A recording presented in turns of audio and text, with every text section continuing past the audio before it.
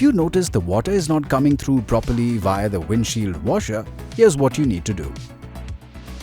First, open the front compartment. Now, pull the cap and refill the reservoir with water and MG recommended washing fluid. Also clean both the front water nozzles with a pin to clear out any dust particles. Make sure to check once you're done refilling and cleaning the nozzles, because why not? Now, go enjoy your drive in your MG Comet with a HD clear windshield. Easy.